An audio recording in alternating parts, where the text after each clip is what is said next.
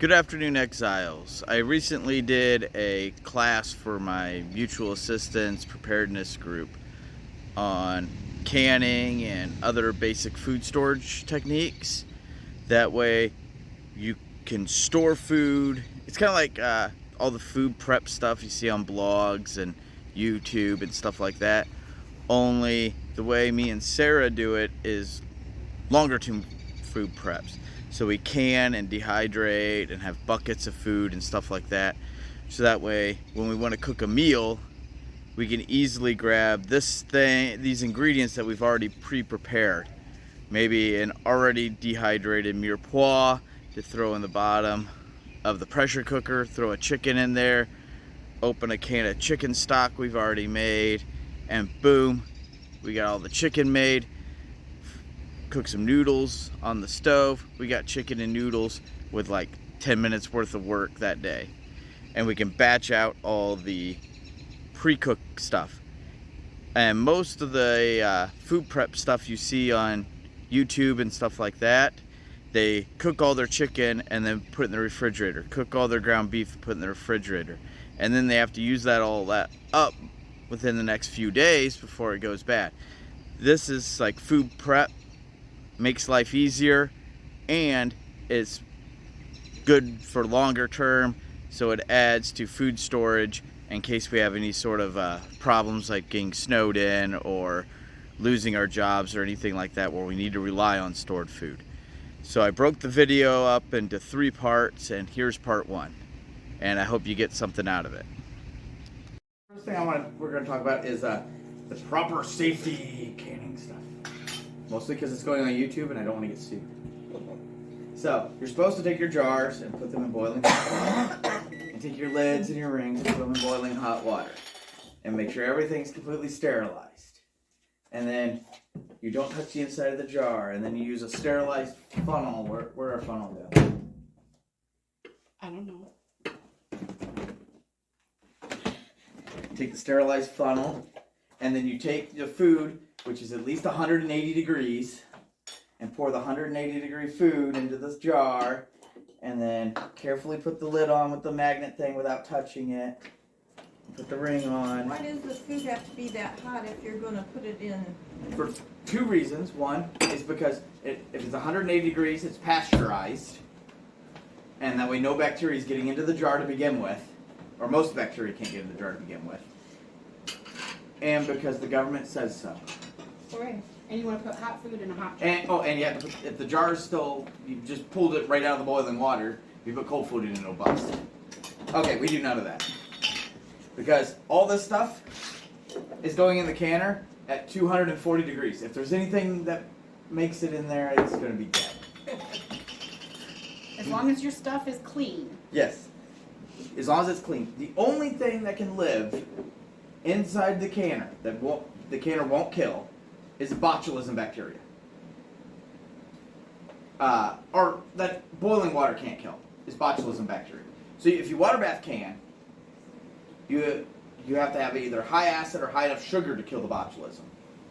If you pressure can, that even kills the botulism. Okay, what is water bath? You just put it in a pot of boiling water. Okay. My grandma used to do all the time. She had a pressure canner too. Some people don't know what that is. And you're also not supposed to, what is it with the jelly? What's that type of canning called? Hot pack. Yeah, with the hot pack canning, so you fill it up with high sugar jelly, hot jelly, and this does have to be hot. And you take it and you flip it over, and you let the jelly do its thing, and it seals it and everything. You're not supposed to. Yeah, like this. That's how she made this. You're not supposed to do that at all, either, because if you don't get enough sugar in there, bacteria can live through it. But if you have high enough sugar, it sort of kills the bacteria. It kills it, but it's a long chain of processes.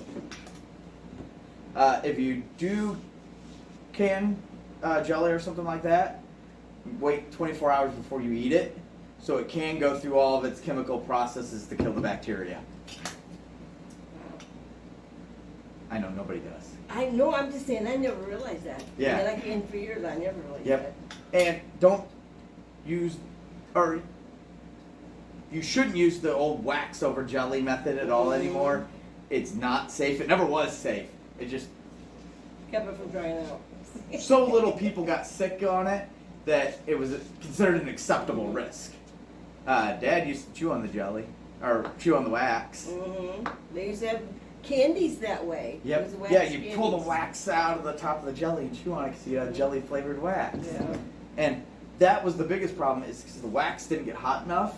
Botulism bacteria can live inside the wax then, which is a neurotoxin, and you slowly suffocate to death. Oh, and if you guys want this cool chart, Gallon, pint, quart. yeah. So it tells you like there's a 3/4 cup equals 12 teaspoons Tablespoon. or tablespoons, whichever. Trying to read it from the back of the chart. Yeah. And I'll try to find a link to this. I know Sarah had it to print, so I'll try to put a link in the description. If you guys want a copy of this, we can get you one. It's really handy. We keep it, and it's good for teaching the kids fractions and stuff like that, because it forces you to learn fractions to bake, Yeah. not using the metric system. So the way me and Sarah can is we make like a crock pot, like the crock pot of teriyaki sauce that's over there, Yeah. and we let it cool down, and we take clean jars, pour it into the clean jar. Now, didn't you just tell me that it had to all be hot? The government says it all has to be hot, and the proper safety rules say it has to be hot. Okay. So if you don't follow the directions and you die, not my fault. Don't There you sue go. me. I'm there poor. you go. Covering So- all the bases. We pour it room temperature into a room temperature jar. Take apple cider vinegar or any vinegar, or like since April couldn't be around vinegar, I would just use a wet rag to wipe off the rim to make sure it's clean and there's nothing on there. And you also want to make sure there's no imperfections in the glass. Yep. So you take your lid, put it all the way in there, loosen it, and put it in the jar. And you're supposed to use one of these or one of the metal doodads at the bottom of the jar. I have never had a jar break even without one of those in there. I've not had one in it because I've not canned in one of them, but I've had them break in a regular. They're more likely to break in a regular canner than they are the electric canners. What's cool about the electric canners is you open it up to exhaust, you set the time on it, set the can, set the time on it, and walk away. And then once it gets up to pressure, you flip it over to airtight setting, and you're done. I use it at work. I'll cook it, I'll use it as a crock pot at work, and then I'll ladle it into jars on break, and then put the jars back into can, and I just put it right onto airtight, fill it full of water, push the buttons, walk away. I go run my machine, and the computer babysits this. That's pretty neat. Me and April used to use it. We cook a whole crock pot full of stuff, and I worked second shift at Tenneco and first shift for Jim, my Uncle Jim. So I canned. That night when I got home from work, after her and her mom ate out of the crock pot for dinner, me and her would eat it for lunch. Her and her mom would eat it for dinner. I'd ladle it all in jars, set it in the electric canner, go to bed. Get up in the morning, pull the jars out, put the next batch in, go to work. Wow. Come home from that job, pull the jars out, put the next, and that makes cooking leftovers super simple. Yeah. Now, you're supposed to, according to the safety rules, make sure you use a canning approved recipe. So if you're canning chili, use a canning approved chili recipe. I don't do that. I just use whatever I cook. As long as it gets up to 240 degrees, you're fine. And you want to get the center of every bit of food up to 240 degrees. So for pint jars, I use, if it has meat and stuff in it, 60 minutes. For quart jar, 75. If it's just soup or just broth, it's like 15 minutes for quarts or for pints, I think. But I just, because the computer babysits it, I just set everything 60 for quart or for pints, 75 for quarts. It doesn't matter what's inside of it. That way I know I didn't make a mistake, and that way I only have 2 numbers to memorize. That's much easier than when I was years ago doing that stuff. yeah. Everybody should have an electric canner if you can. Amen to that one. Now, if you're doing a lot of canning, let's say you're canning you have a huge amount of green beans and a huge amount of corn and all this stuff at the end of the year. Having a big, giant, real canner on a stove is so much faster than this is. Because there's not much room in that. Yes. Like this will only hold 5 of these and 4 quarts. Mom's is bigger around but shorter. It won't hold any pint jars, but it holds like 7 quarts. Or it won't hold any quarts, but it'll hold like 7 pints. So it just depends on what you want to do. But yeah, if you're doing lots of it, an old school canner is so much faster and better. But you have to babysit those. Yes, absolutely. Mom was in the living room and she had a big pot roast, the potatoes and vegetables and everything inside a pressure cooker. And the jiggler got stuck and it blew that whole pot roast and everything all over the walls and ceilings, and it rained pot roast. But there wasn't a chunk of meat big enough that you could tell it was meat. It all went through that 1/4-inch safety valve, and it all went through that safety valve in less than a second. Oh my goodness, pressure. There was nothing left. I mean, you looked around like, I know I had meat in that thing. Well, there's like 15 pounds of pressure and 15 psi. So you take 15 pounds times every square inch of the inside of here is all pushing down, trying to get all that meat and everything out of that little tiny hole. Unreal. So it's less than a second, and the thing's empty. Wow. I've seen pictures of them with the safety valve, old school ones that didn't have safety valves. Yes. And rips the lid when it fails. The lid will rip the hood off your stove, and it smashed the corner of the stove down a good foot. I believe that. Don't use old canners at yard sales if they don't have pressure safety valves. These electric ones, their valve is also the little doodad on the inside that indicates the pressure. So when you want to know if it's up to pressure, you got to look at it and see if the indicator's up, but that's also the safety valve, so I don't ever look at it. You lose your eye for sure. Yeah, that's the only thing I don't like about the electric canners. That little one I have, that's just a cooker. That's not a canner, Correct. The one that I was using is a canner. I have an electric canner like yours, but smaller, but it won't get up to pressure. Well, it gets up to pressure and it makes a horrible whistling sound that I could hear it from my machine at work when it was in the break room. Because somehow the steam's escaping out through some small hole somewhere, and it's under so much pressure, that steam blasting out of there. It is ear-splitting loud. I bet. So anybody got any questions on any canning stuff? Is there anything special you can do for corn? Corn? I know I've heard of people dying Yeah. eating corn that was homemade canned. Just make sure it gets up to the right temperature. Like I said, I always go to 60 for quarts and 75 for pints. The only way you can get sick is if you didn't get it hot enough and under enough pressure. 90 for quarts, 75 for pints. Yeah. You need to write that down. 75 for pints, 90 for quarts. Yes. It's 75 for pints and 90 for quarts for everything I use. I have it memorized when I do it. It's just when I say it, I say it wrong. Some people that dry can corn and stuff like that, so they put just the corn kernels in the jar with no liquid and put it in the canner.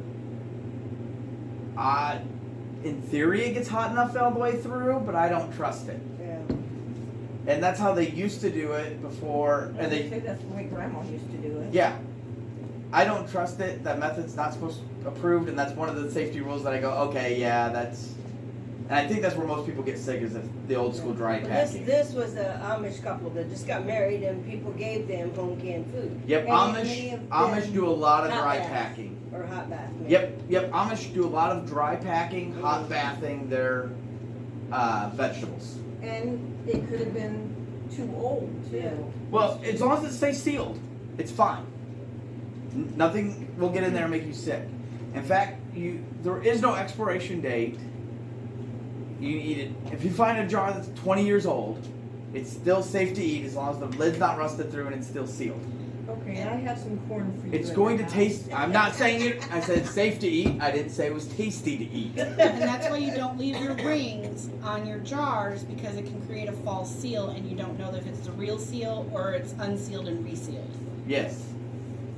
Sarah's husband, Mark, used to be Amish. So his brother went back to being Amish because he married an Amish girl. She said there's something about you can put baking soda in the water of your lids that have been used. And Yes. that baking soda will make the rim good again so you can reseal. Yeah, it helps with the rubber resealing. Yes. You're not supposed to reuse lids. Right. Lots of people reuse lids. You're also not supposed to use that jelly or that jar of tomato sauce you bought at the grocery store, Yeah. because they're not technically built to do pressure canning. They use a special, sophisticated canning method that you're not going to do at your house to can that stuff. The only problem is the jar can break. Yeah. So go ahead and use it as far as I'm concerned. If Yeah. it breaks, it breaks. Mm-hmm. I used to make spaghetti sauce. I make spaghetti sauce all the time. Debbie makes Canned it. sauce. Yeah. I make spaghetti sauce while I'm at work, Mm-hmm. and everybody in the office complains because the break room when the air conditioner kicks in, it blows the spaghetti smell. sauce smell through the whole office, and we're like, oh, I don't get it. So I'm making homemade spaghetti sauce. I have a video on doing it. All right. Any questions on that? All right. Well, this is ginger that Sarah lacto fermented. So lactobacillus bacteria, it's the stuff in yogurt. It's everywhere. It's all over your skin. It's all over everything, everywhere.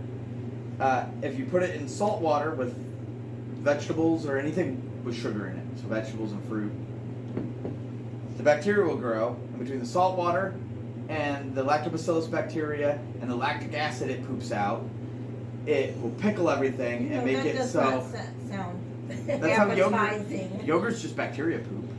And, So is alcohol. and it's a 1% salt water solution, Yes. which is half a teaspoon of preferably like a pickling salt or a sea salt, something with no caking agents in it, Yeah. in a 1 cup water Yeah. that's like a well water or Non-chlorinated water. non-chlorinated So you take water. 1 cup of non-chlorinated water and put in 1 I just bring a teaspoon. half teaspoon. Put in You can do 2 teaspoons Yep. in 2 cups, Yeah. or a teaspoon Or in 2 a cups. teaspoon in 2 cups, or half a teaspoon in 1 cup. If you have a little bit of extra salt, it won't hurt.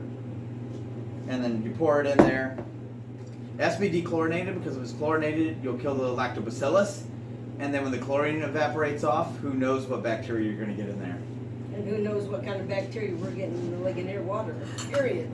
Yep. That's gross. What do you do with ginger? Anything? So I put it in the sauce, the teriyaki sauce. My kids, we like a lot of stir fry because it's fast, it's easy. You can change it up. So I use that. And when it's like this, it's already shredded, it's already ready to go. So basically when you're cooking, so when people do meal prep and you watch YouTube videos or read an article on a blog on meal prep, they cook, here's all my chicken, here's all my beef and here's all my pork for the week, and here's all my different sauces I can mix and match, and they make it all on Sunday, put it in the refrigerator, and they have to make sure they use it before it all goes bad. So we just do our meal prep in jars that can set for 2 years before we really have to worry about it. Pickled stuff doesn't last 2 years, but in the refrigerator.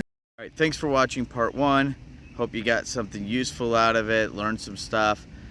Parts 2 and 3 will be coming out shortly. And if you have any questions, put them in the comments below, and I'll answer them as soon as I can get around to them, as quickly as possible. My life's kind of hectic right now, so it may take me a little bit longer than I'd like to answer them, but I'll do my best to answer your questions. So thank you for joining me on the journey to use God's gifts to grow His kingdom, prepare for the future, and to live a better life.